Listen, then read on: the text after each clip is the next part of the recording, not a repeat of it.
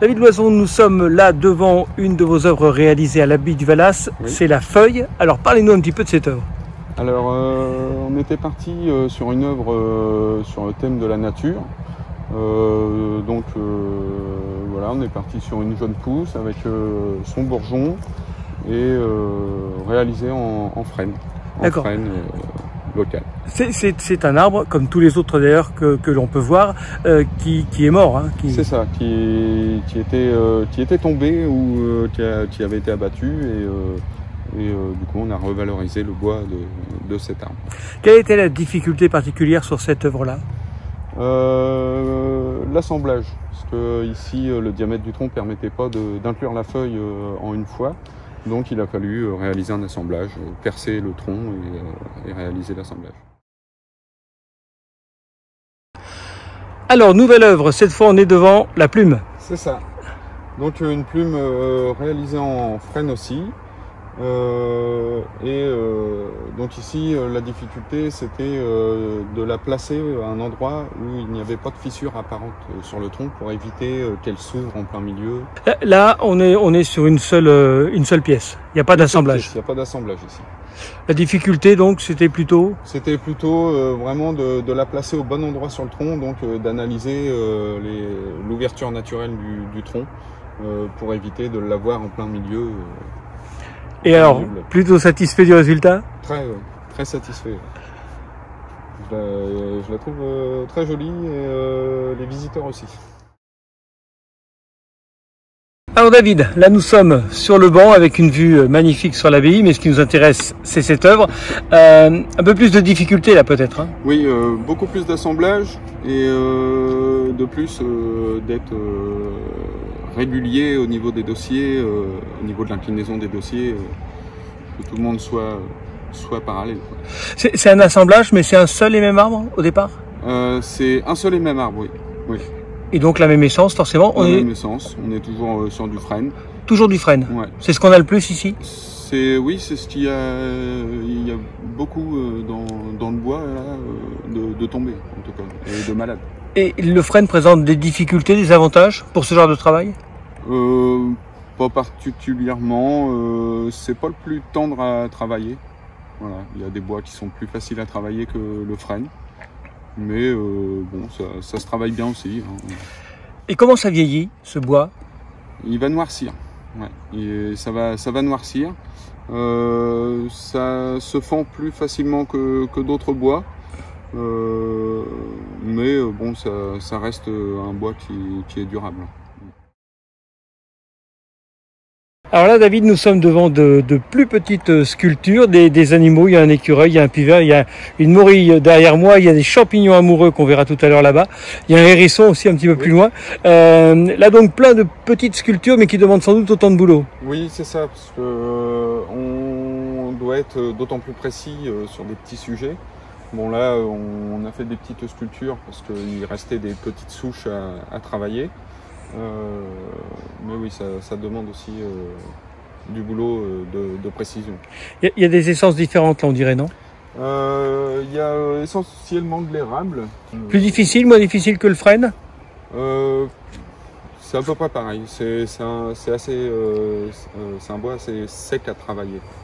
Des œuvres plus petites comme ça, dans le temps, elles vont si elles résister? sont entretenues, ouais, ça va résister aussi. Il faut que ce soit entretenu régulièrement et ça résistera aussi aux intempéries. Alors la morille, les champignons là-bas, les deux animaux ici, écureuil et pivert, il y a une de ces 4 statues qui est un petit peu plus difficile à réaliser? C'est différent. La morille, il a fallu travailler un petit peu du creusage. Après, non, il n'y en a pas particulièrement plus difficile que d'autres. On est là devant d'autres œuvres qui ont été sculptées au cours de cet été 2021. Les sièges tout d'abord. Un petit mot sur l'essence. Il y a 3 sièges. Quelle essence d'arbre? Du hêtre. Du hêtre, 3 sièges en hêtre qui font partie du même hêtre où a été fait le canapé. D'accord, c'est le même arbre? C'est le même arbre. D'accord. Une difficulté particulière sur ces 3 sièges et sur le canapé?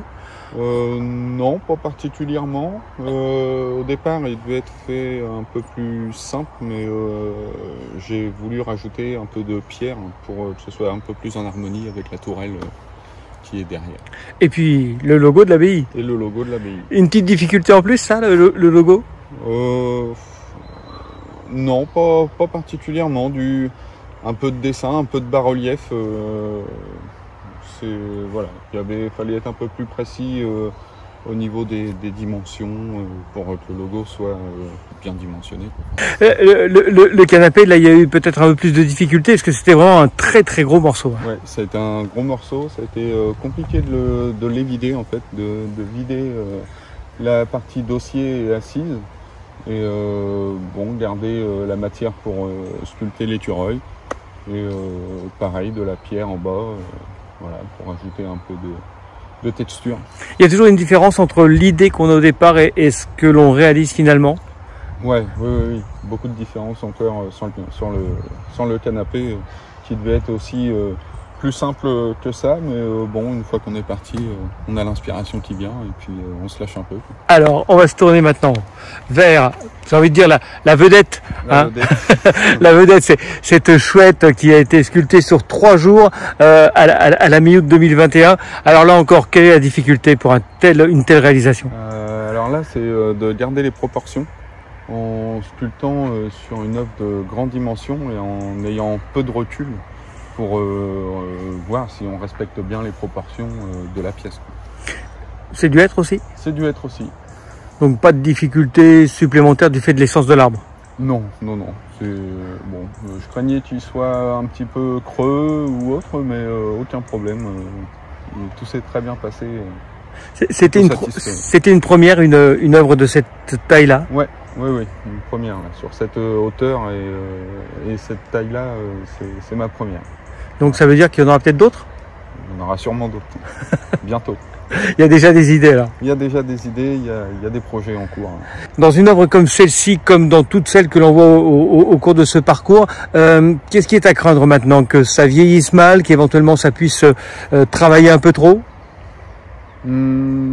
Ça travaillera pas beaucoup plus, étant donné que l'arbre était déjà mûr. Donc l'abattage a eu lieu plus tôt, avant la sculpture déjà.